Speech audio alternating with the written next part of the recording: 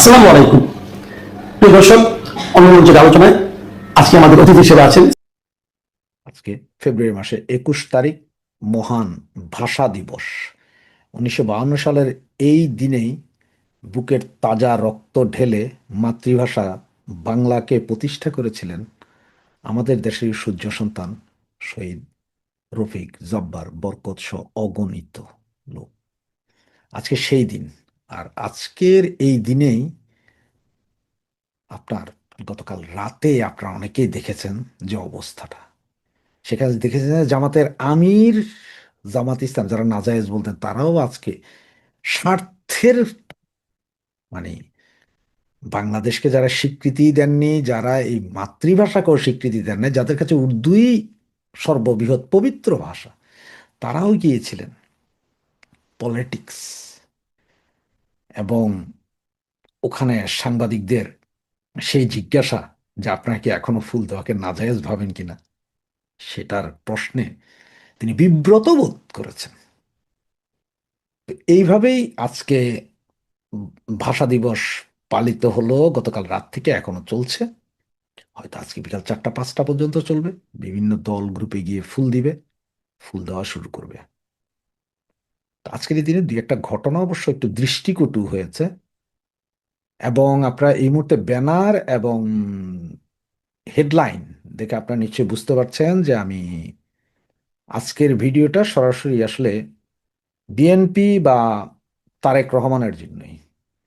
তবে যারা আমার ফ্যান ফলোয়ার আওয়ামী লীগ করেন, আমার মতো যারা আওয়ামী লীগের দালাল, তারাও শুনে দেখতে পারেন। পরবর্তী কোনো এক সময় আমাদের জন্য এই ভিডিওটা কাজে দিবে, শুনে রাখতে পারেন। বা আপনারা আপনাদের ফেসবুক এবং বিভিন্ন প্ল্যাটফর্মে কথাগুলো লিখতেও পারেন, সেটা আপনাদের নিজস্ব ব্যাপার। তো জনাব তারেক রহমান সাহেব, আপনি যে ইউরোপে ছিলেন, আমিও সেম। সুতরাং এখানে জানেন যে আমরা কেউ কাউকে স্যার ডাকি না। এখানে কেউ কাউকে স্যার ডাকে না, সরাসরি নাম ধরে ডাকে, মিস্টার অমুক, মিস্টার তমুক। তো সেই হিসাবে হলো আমি আপনাকে সরাসরি, যেহেতু দুজনই বাঙালি আর বয়সও অনেক সিনিয়র, সুতরাং আপনারে আর আমি নাম ধরে ডাকলাম না, ভাই বলেই সম্বোধন করলাম। এটা আপনার যদি মনে কষ্ট হয়, তাতে আমি বলবো যে আপনি 17 বছর যে ইউরোপে ছিলেন তার ছিটে ফোঁটা আপনি পাননি। আর যদি আপনার মনোকষ্ট না হয়, তাহলে বলবো যে ব্রাভো, আপনি অনেক কিছুই নিতে পেরেছেন। তো তার মধ্যে আপনাকে একটা জিনিস ধন্যবাদ দিব, মানে কি, এটা 20% ধন্যবাদ দিব।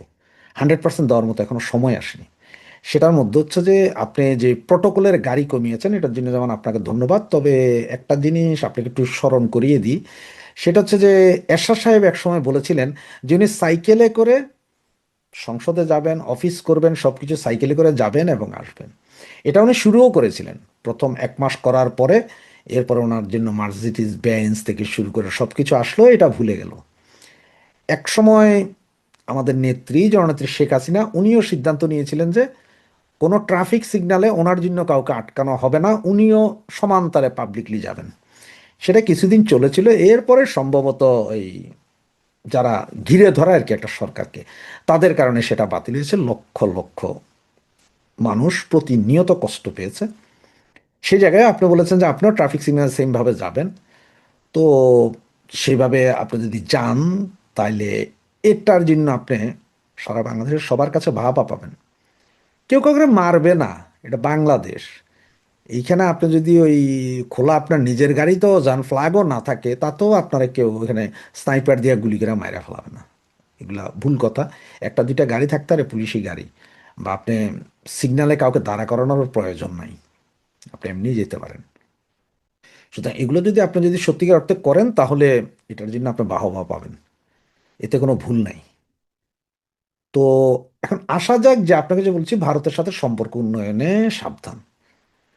ভারতের সাথে সম্পর্ক উন্নয়নে সাবধান, সেটার কারণ হচ্ছে দেখেন, শুধু ভারত না, বাকি কথাগুলো সারা বিশ্ব নিয়ে আপনার কাছে আসবো।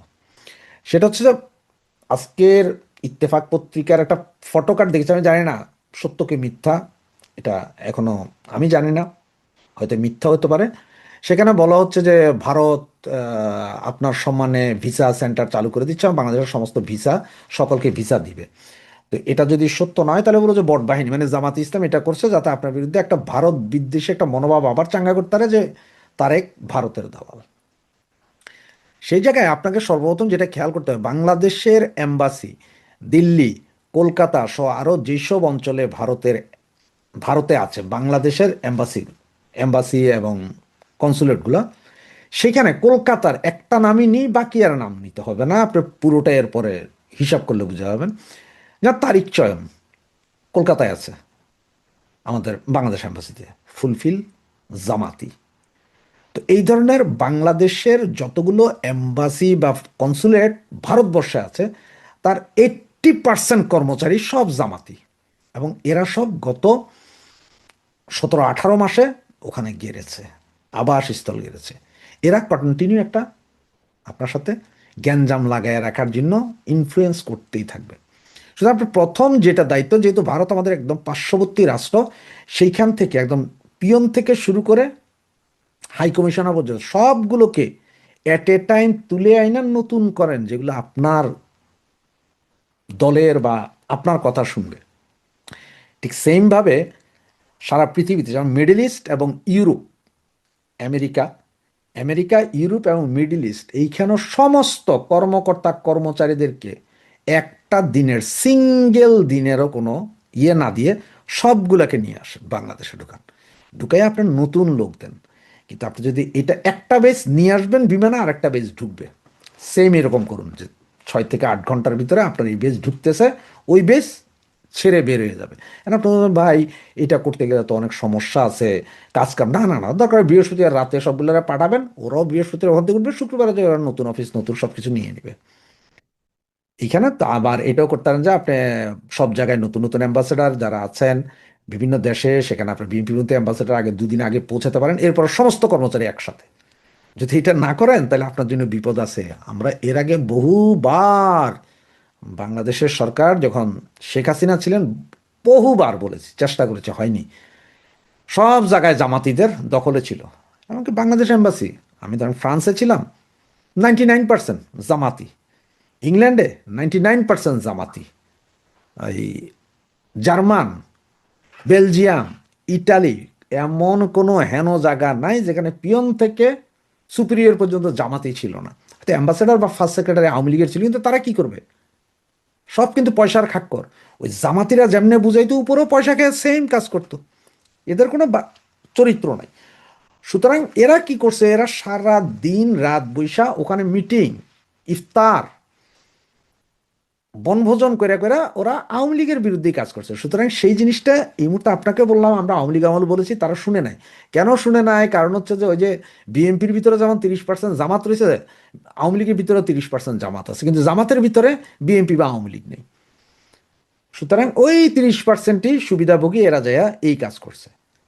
এখন আপনি যদি এগুলো ঠেকাইতে না পারেন তাহলে আপনার মসনদ বা গদি বেশি দিন থাকবে না। আপনি হঠাৎ করে দেখতে পাচ্ছেন জুলাই সনদ, এইটা যদি না মানেন রেমিট্যান্স বন্ধ। মিডল ইস্ট থেকে শুরু হয়েছে এটা। ইটালির 2-1 জন হলো মিডল ইস্ট, তার কারণ হচ্ছে মিডল ইস্টের লোকজন ম্যাক্সিমাম এরা আমাদের ভাই, এদের আসলে শিক্ষাগত যোগ্যতা খুব একটা নাই, এদেরকে যেভাবে বুঝায় সেভাবেই বুঝে এই পুরোটাকে এই জামাতি বাহিনী, এই এম্বাসি আলারা, জামাতি বাহিনী আলারা এটারে ক্যাপচার করে রাখছে। সুতরাং এইসব জায়গা থেকে আপনার যতক্ষণ পর্যন্ত না এই কূটনীতিক, এনএসআই এর ডিরেক্টর যাদের যাদের বসানো হয়েছে গত 18-19 মাসের সবগুলোর উইথড্র না করেন, আপনার বিপদ আছে। আপনার 18 মাস কেন, আপনি প্রয়োজনে এখন একদম সব পুরো ফ্রেশ দেন, একজন লোকও রাইখেন না, সব ফ্রেশ দেন। আপনাদের আমলও কারা কারা ছিল, তাদের মধ্যে কারা কারা জামাতি ছিল, কারা কোন ধরনের ছিল, এটা কিন্তু বুঝবেন আপনারা, সেইখান থেকে তুলে নেন। কারণ হচ্ছে যে আমি আপনাকে এই বুদ্ধিটা দিচ্ছি এই জন্যই যে আপনারা তো বলতে পারেন যে আমি তো আওয়ামী লীগ করি, আওয়ামী লীগের দালাল, তো আমি কেন বিএনপির এই বুদ্ধি বিপদে, না না না। ঘটনা হচ্ছে যে আমি আওয়ামী লীগের দালাল, আওয়ামী লীগের ভোট দিই, সব ঠিক আছে, মাগার আমি আবার ভাই চরম জামাত বিদ্বেষী, চরম মৌলবাদ বিদ্বেষী। মানে আমার যদি ক্ষমতা থাকতো পৃথিবীতে কোনো পারমাণবিক বোমা মাইরা মৌলবাদ শেষ করা যাইতো, আমি সেটাই করতাম। সুতরাং আপনি এগুলা এখন এইটার জন্য প্রয়োজন, আপনার যদি দরকার হয় না যে মোসাদের সাথে হাত মিলান, মোসাদের লোকজন দিয়ে খবর নেন কোনটা কোনটা, সব পাওয়া যাবেন। আপনার লোকজনই জানে কে কে জামাতি, এদের সবগুলোকে উইথড্র করেন। ভারত থেকে সর্বপ্রথম আপনার অলরেডি 3 দিন 4 দিন কেটে গেছে, আপনি অলরেডি 3-4 দিন অফিসও করেছেন, এখনই আপনি ক্যাশ প্রোগ্রামে নামেন, ভারতের সবগুলোরে তুলে আনেন এবং তারিখ চয়ন, আপনাকে বারবার বলছি তারিখ চয়ন আরও অনেক যা আছে এগুলো সব জামাতের, এদের উঠান। তা না হইলে এই রমজান মাস যাবে, আপনি একটু শান্তিতে থাকবেন, কিন্তু আগামী মার্চের শেষ থেকে এপ্রিল আপনার জন্য হয়ে যাবে পথের কাটা। আর এই যে 21শে ফেব্রুয়ারি নিয়ে বললাম যে আপনার কিছু জিনিস আমার দৃষ্টিকটু লেগেছে, সেটা হচ্ছে দেখেন, এই রুমিনা ফারহান আপনার নিজের দলের মহিলা ছিল, গত 17 বছর ব্যাপক চিল্লাইছে আপনাদের জন্য, বহুত ইজ্জত বেইজ্জত গেছে। সে হয়তো এখন স্বতন্ত্র প্রার্থী, যেহেতু আপনাদের এই নির্বাচনটা ছিল মামু ভাইগনার নির্বাচন, সুতরাং স্বতন্ত্র প্রার্থী দ্বারা সে হয়েছে, 3 দিন পরে হোক 3 মাস পরে হোক সে আবার দলে ফিরে যাবে আপনারা ডাক দিলেই। তারে আজকে যেভাবে বেজ্জতি করলেন, ফুল দিতে দিলেন না, এটা মনে হয় না ঠিক, কারণ ওনারা মুক্তিযুদ্ধের সপক্ষেরই শক্তি, জামাত করে নেই এই মহিলা বা এর পরিবার, জামাত করে নেই। আর এনসিপির যেসব পান্ডাগুলো আছে, আসিফ মাহমুদ, সজীব ভুঁইয়া, অমুক তমুক, 1000 কোটি টাকা দুর্নীতি করছে, এদের বিরুদ্ধে অতি সত্বর পারলে আগামী 72 ঘন্টার ভিতরে দুদককে চালু করেন এদের ধরতে, দেখবেন যে আপনার পথের কাটা অনেক শেষ হয়ে গেছে। কারণ দুদক যদি একবার ধরা শুরু করে, আপনি একটা কথা স্মরণ করে দিই, সেই 2001-11-এর কথা, 7-8-এর পরে রাস্তায় রাস্তায় টাকা ফেলে গিয়েছিল দুর্নীতিবাজরা, মনে আছে ভাই? আপনার দলেরই ছিল ম্যাক্সিমাম, 90% আপনার দলের, 10% সব দলের, কিন্তু ছিল। এখন যদি দুদক দিয়া সেম একটা কাজ করাইতে পারেন 15 দিনের ভিতরে, আপনি দেখবেন যে এই যে দুর্নীতিবাজ যেগুলো কাউ কাউ করতে সব ভাগবে। যারা গত বছর কোটি টাকার ইফতার করাইয়াছিল, ধরেন এএনসিপিরে ধরেন কিভাবে ওই যে এত বিশাল সুবিশাল অফিস কিভাবে করেছে, কে সেই অফিস দিয়ে, তাদের ধরেন অনেক কিছু বাইরে যাবে। ডিসি এসপি এদের তালিকা কিছু দিয়েছি, এখনো কিছু আছে, আপনার যদি প্রয়োজন পড়ে আমি আরো দিব, কিন্তু জামাত ঠেকান, জামাত না ঠেকাইতে পারলে হবে না। আর জামাত ঠেকানোর জন্য এখন আপনার দলের নেতাকর্মীরা আসলে সবাই বুঝে কিনা তাও জানি না, নাও বুঝতে পারে, জিদও থাকতে পারে যে 17 বছর আমরা, কিন্তু সবাই শান্তিপূর্ণ অবস্থানে ছিলাম। টুকটাক কিছু কিছু জায়গায় যে একদম হয় নাই মারামারি তা না, আওয়ামী লীগের সাথে হয়েছে, কিন্তু সবাই শান্তিপূর্ণ অবস্থানে একটা ছিল, সবাই যার যার ব্যবসা বাণিজ্য করছে, অন্তত চলছে। এখন জামাত ঠেকাইতে হলে আর এনসিপি ঠেকাইতে হলে আপনার একার দ্বারা, আপনার এই পার্টির দ্বারা সম্ভব হবে না। সুতরাং আমাদেরকেও মাঠে আসতে হবে, আমরাও মাঠে নামবো। আমাদের শত্রু আপনারা না, আমরা আপনাদের পলিটিক্যাল প্রতিদ্বন্দ্বী, কিন্তু আপনারা আমাদের কমন শত্রু হচ্ছে যে জামাত ইসলাম এবং এনসিপি। একটা কথাই মনে রাখেন, শত্রুর শত্রু বন্ধু হয়ে যায়। আমাদের দুইজনেরই কমন শত্রু এইটা, আর আমাদের দুইজনেরই কমন প্রবলেম এই এনসিপি পান্ডাদের জুলাই সনদ। সনদ তো কয় না, হেরা হেরা হলো সনদ, মানে ইসলামিক ভাবধারা। এই জুলাই সনদ, আপনি জুলাই সনদ করবেন না, আপনি 31 দফা করেন, সংবিধান সংশোধন করে 31 দফার উপর আপনি দেশ চালান, আমার কোনো প্রবলেম নেই, মাগার এই কোনো সনদ মনদ না। সুতরাং আমরাও এসে যাব। তো আপনার প্রথম যে কাজটা বললাম সেটা হচ্ছে যে এম্বাসিগুলো থেকে এই জামাতি বেসটাকে পুরাটা আপনি মনে করেন না যে একজন অমুক আমার বিএনপি অমুক আমার, না না না, ওই চিন্তা এখন আর করেন না। আগে একবার সরাইয়া তারপরে যাইয়া দেখেন ফুল বেস টু বেস। এবং ইন্ডিয়া থেকে তো প্রথম সরাবেন, যদি ইন্ডিয়া থেকে না সরান, এই যে আপনি যা চিন্তা করছেন যে ইন্ডিয়ার সাথে সুসম্পর্ক করবেন অমুক তমুক, সব বাগড়া বাজাবে তারা বাগড়া বাজাইতে ওস্তাদ। সুতরাং এদের প্রতিহত করতে হইলে পেটে লাথি মারেন, যখন পেটে ভাত থাকবে না। একদিনের মধ্যে ভারতের পক্ষ থেকে যে প্রথম বড় বার্তাটি এসেছে সেটি হলো বাংলাদেশে ভারতীয় ভিসা পরিষেবা ধাপে ধাপে পুনরায় চালু করা হবে, আগের মতো, শেখ হাসিনার জমানার মতো। এখনই medical O double entry visa দেওয়া শুরু করে দিয়েছে ভারত। খুব শিগগির tourist visa, student visa, employment visa সহ সব ক্যাটেগরি আবার চালু করার পরিকল্পনার কথা ভারতে ঢাকাস্থিত ভারতের কনসুলার অফিসাররা ঢাকায় প্রকাশ্যে বলেছেন। এটি শুধু প্রতীকী পদক্ষেপ নয়, গার্মেন্টস, ফার্মাসিউটিক্যালস, আইটি সহ বহু সেক্টরে দুই দেশের বাণিজ্যিক যোগাযোগ নির্বিঘ্ন রাখতে বারবার যাতায়াত অপরিহার্য। একথা দুই পক্ষ স্পষ্টভাবে স্বীকার করেছে। ভিসা জারি করা ভারত বাংলাদেশ দুপক্ষই স্বাভাবিক স্তরে নিয়ে আসবে খুব শিগগির, এটা মনে রেখে দিন। রাজনৈতিক টানাপোড়েনের সময় ভারত যে উপায়ে ভিসা চাপ সৃষ্টি করেছিল, এখন সেই একই ভিসা কূটনীতিকেই ব্যবহার করা হচ্ছে সম্পর্ক উন্নয়ন করার হাতিয়ার হিসেবে। এটাকে তাই কেবল কনসুলার অ্যাকশন না দেখে বড় কৌশলগত রিসেট বাটন, এটা অন্য ইউনুসের রিসেট বাটন নয়, সেই প্রথম ধাপ বলাই সঙ্গত। এরপর আসছে ট্রান্সশিপমেন্টের প্রশ্ন, যা এখনো অঘোষিত কিন্তু অনিবার্য। ভারত 2025 সালে বাংলাদেশের জন্য গুরুত্বপূর্ণ ট্রান্সশিপমেন্ট সুবিধা প্রত্যাহার করে নিয়েছে। এখনো পর্যন্ত সেটি পুনর্বহালের কোনো আনুষ্ঠানিক ঘোষণা নেই। বিভিন্ন রিপোর্টে দেখা যাচ্ছে ভারতের অভ্যন্তরীণ রপ্তানি গোষ্ঠীর একটা চাপ আছে, বিমানবন্দরের বন্দর সংকট আর কৌশলগত উদ্বেগ, কারণ ভারত পথ না করলে চীন যদি এগিয়ে আসে, চীন এগিয়ে আসা তার উপস্থিতির প্রমাণও দিচ্ছে। সব মিলিয়ে দিল্লি সিদ্ধান্ত নিয়েছে যে ট্রান্সশিপমেন্ট যেটা আটকে দেওয়া আছে সেটা শিগগির খুলে দেওয়া হবে। এই সিদ্ধান্ত সরকারি মহল থেকেই আসছে, যদিও বাস্তবতা হলো এই সুবিধা প্রত্যাহারের ফলে বাংলাদেশের গার্মেন্টস সহ বহু রপ্তানি সেক্টরের খরচ বেড়েছে বাংলাদেশের পক্ষে। ট্রানজিট টাইম বেশি হয়ে গেছে, লম্বা হয়েছে, আর্থিক ক্ষতির মুখোমুখি হয়েছে বাংলাদেশ। আবার ভারতের দিক থেকেও পেট্রাপোল অঞ্চলের লজিস্টিক চেন ক্ষতিগ্রস্ত হয়েছে। ইতিমধ্যে বাংলাদেশের ব্যবসায়ী সংগঠনগুলো এই ইস্যুতে কূটনৈতিক আলোচনার আহ্বান জানিয়েছে, যেখানে নতুন সরকার ভারতের সঙ্গে একটা উইন উইন সমাধান, যাতে কোনো পক্ষের হার না হয়, দুই পক্ষের জিত হয়, সেই রকম একটা পথ বের করার চেষ্টা করছে।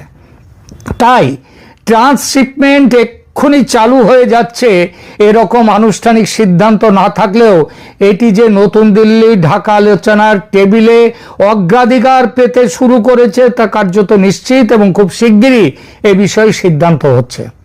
ক্রিকেট কূটনীতি, এবার দেখুন টি-20 সংকট থেকে আলোচনার টেবিলে এলো ভারত বাংলাদেশ। কিভাবে? দেখুন, ক্রিকেট ইস্যুটি মূলত রাজনৈতিক সংকটের বহিঃপ্রকাশ হয়ে উঠেছিল। বিশেষ করে বাংলাদেশ দলের ভারতে যেতে অস্বীকৃতি, মুস্তাফিজুরকে আইপিএল থেকে বাদ দেওয়ার সিদ্ধান্ত, আর তার জেরে আইসিসির সঙ্গে ঠান্ডা লড়াই, এবং এর ফলে আর সবার ওপরে ছিল বাংলাদেশের অন্তর্বর্তী সরকারের দুই বড় মাথা মোটা। কারা ভেবে নিন? সেই বড় মাথা মোটার অপরিণামদর্শী হুমকি সঙ্গে পাকিস্তানের তথাকথিত সহমর্মিতা, তোমরা বাদ যাচ্ছ, তোমরা খেলছো না, আমরাও বয়কট করব আইসিসি। টি-20 ইন্টারন্যাশনাল বয়কট পাকিস্তান করেছিল, তারপরে যখন ঝাড় খেলো তখন পিছিয়ে এলো, তারপর গাছে তুলে দিয়ে মই কেড়ে নিয়ে বাংলাদেশের সঙ্গে বিশ্বাসঘাতকতা করলো পাকিস্তান। আজ বাংলাদেশ টি-20 ইন্টারন্যাশনালে নেই, পাকিস্তান খেলছে। আর বাংলাদেশের সেই ঘা যখন দগদগে, তখন ঈশ্বরের কৃপায় টোকাই রাজের বিদায় হলো। এখন নতুন ক্রীড়ামন্ত্রী আমিনুল হক স্পষ্ট ভাষায় বলেছেন তিনি ভারতের ডেপুটি হাই কমিশনারের সঙ্গে ইতিমধ্যেই বসেছেন এবং বন্ধুত্বপূর্ণ আলোচনার মাধ্যমে দ্রুত এই বিরোধ মিটিয়ে ফেলবার ব্যাপারে দৃঢ় নিশ্চিত। বিশ্বকাপ গেল, কিন্তু সামনে অনেক প্রতিযোগিতা আছে।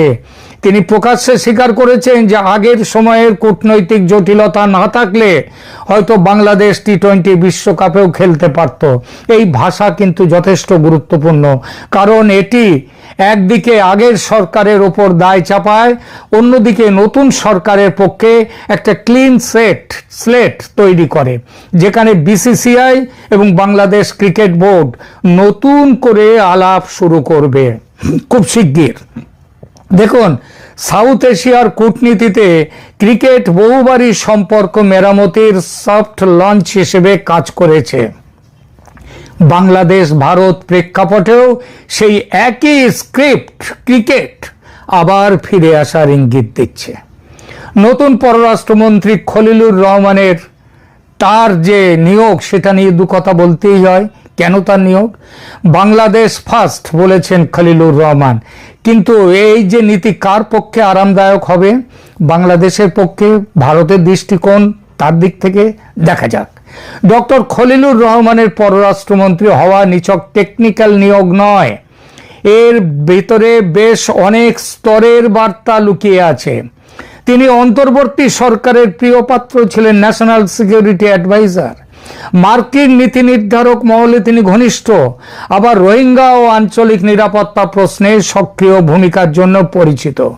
বিএনপি আগে তার কিছু বক্তব্যের কড়া সমালোচনা করেছিল, এমনকি তার পদত্যাগও দাবি করেছিল। সেই ব্যক্তিকেই এখন তারেক রহমান নিজের ক্যাবিনেটে টেকনোক্র্যাট কোটায় নিয়ে এসেছেন। খলিলুর রহমান দায়িত্ব নেওয়ার সঙ্গে সঙ্গেই স্পষ্টভাবে বলেছেন, বাংলাদেশের পররাষ্ট্র নীতির কেন্দ্রীয় নীতি হবে বাংলাদেশ ফার্স্ট, কোনো দলীয় এজেন্ডা নয়, জাতীয় স্বার্থই হবে গাইডলাইন। তিনি একই সঙ্গে বলেছেন, সব প্রতিবেশীর সঙ্গে সভারেন, ইকুয়ালিটি, রেসিপ্রোসিটি ও মিউচুয়াল বেনিফিট, পারস্পরিক স্বার্থ, তার ভিত্তিতে সম্পর্ক গড়ে উঠবে এবং যেখানে সম্পর্কে জট বা স্থবিরতা আছে সেখানে বাধা দূর করে তিনি স্বাভাবিক অবস্থায় ফিরিয়ে আনার চেষ্টা করবেন। আগের সরকারের মতো জটটাকে আরো পাকাবেন না। ভারত চীন দুদেশেই পররাষ্ট্রমন্ত্রীরা খুব দ্রুত এই খলিলুর রহমানের নিয়োগে অভিনন্দন জানিয়েছে তাকে, তবে তারও মধ্যে ভারত আগে। এতে বোঝা যায় দিল্লির কাছে তিনি কমফোর্টেবল ফিগার, মানে দিল্লি জানতো যে খলিলুর রহমান পররাষ্ট্রমন্ত্রী হবে এবং আসলে দিল্লির সাথে আলোচনা করেই তাকে বসানো হয়েছে এই পদে, কারণ দিল্লির কাছে তিনি এখন কমফোর্টেবল ফিগার।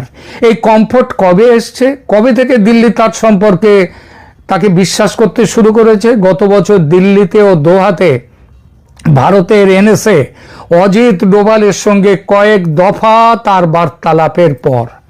নির্বাচনে বিএনপির জয়ের পর সবার আগে মোদির অভিনন্দন, জয়শঙ্করের দ্রুত বার্তা, ভিসা পুনর্বহালের ঘোষণা, সব মিলিয়ে ইঙ্গিত একটাই, বিএনপি অতীতের অ্যান্টি ইন্ডিয়া রাজনীতির ধারাবাহিকতা আর টেনে আনবে না। আর সেটা টেনে না আনলে ভারতও আর অতীতের হিসেব টেনে বসে থাকবে না।